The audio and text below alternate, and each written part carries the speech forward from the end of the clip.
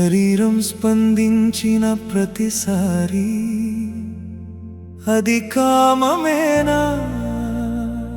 అందాన్ని చూసిన క్షణంలో పుట్టే స్పందన కామమేనా? లేక ఆలోచన దాన్ని పట్టుకుని కొనసాగించినప్పుడే కామం పుడుతుందా?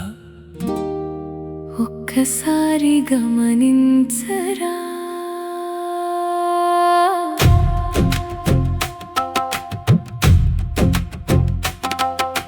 ప్రేమలో నేను ఉండదురా, కామంలో నాకు కావాలనే దాహముందిరా, సహజంగా పుట్టిన ప్రేమ ఒక్కటిరా, దాన్ని కామం చేసిన ఆలోచన ఇంకోటిరా.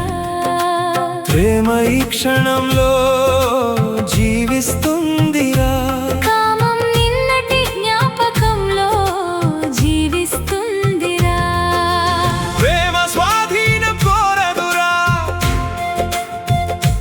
కామం నాది అనే గోడ కడుతుందిరా. ప్రేమ స్వేచ్ఛగా విహరిస్తుందిరా, కామం బంధనాల్లో చిక్కుకుంటుందిరా.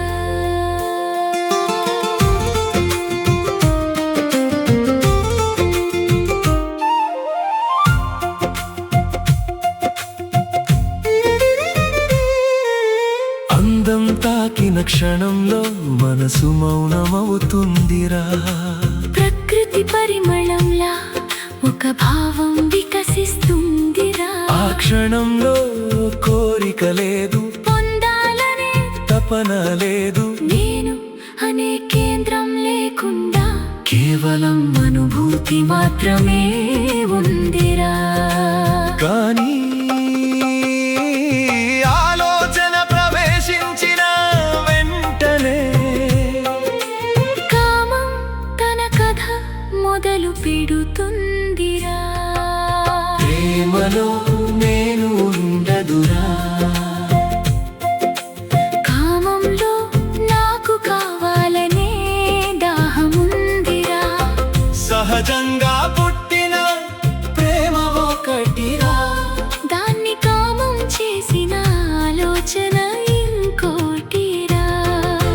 ప్రేమ స్వాధీనం కోరదురా, కామం నాది అనే గోడ కడుతుందిరా. ప్రేమ స్వేచ్ఛగా విహరిస్తుందిరా, కామం బంధనాల్లో చిక్కుకుంటుందిరా.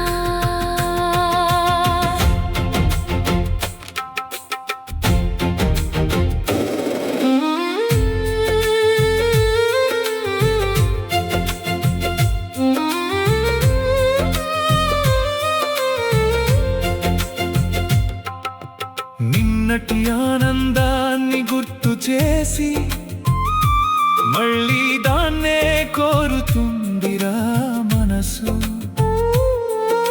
జ్ఞాపకం కోరికగా మారి కోరిక వెంటపడే పరుగవుతుందిరా.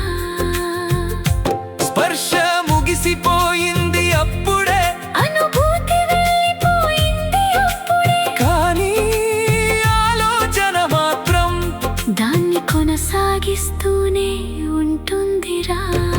ఆ కొనసాగింపులోనే ప్రేమ మాయమై కామం తన రూపం దాల్చుతుందిరా. శరీరానికి తన సహజ జ్ఞానం ఉంది, ప్రకృతికి తన సహజ క్రమం ఉంది. సమస్య శరీరంలో లేదురా, సమస్య ఆలోచనలో ఇరుక్కోవడంతో ఉందిరా. సమస్య శరీర సుఖాన్ని అనుభవించడంలో లేదురా. సమస్య ఆ సుఖాన్ని వెంటాడటంలో ఉందిరా. వెంటాడటం ముగిసిన చోట స్వేచ్ఛ మొదలవుతుందిరా. చూడరా నీ కోరికను, చూడరా నీ అసూయను, చూడ ఒంటరితనాన్ని చూడరా, నీ దాహాన్ని చూడరా, తీర్పు లేకుండా ఖండించకుండా సమర్థించకుండా పారిపోకుండా పూర్తిగా గమనించిన క్షణంలో ఆలోచన శక్తి కరిగిపోతుందిరా, కామం కరిగి ప్రేమ చిగురిస్తుందిరా. శరీర సుఖం సమస్య కాదురా, దాన్ని సమస్య చేసిన మనసే సమస్యరా. ప్రేమ ఉన్న చోట భయం ఉండదురా, ప్రేమ ఉన్న చోట స్వాధీనం ఉండదురా. నిశ్శబ్దమైన చోట ప్రేమ మాత్రమే మిగులుతుందిరా, అక్కడ కామం ముగుస్తుందిరా. స్వేచ్ఛ మొదలవుతుందిరా. జీవితం ప్రేమమయ మవుతుంది.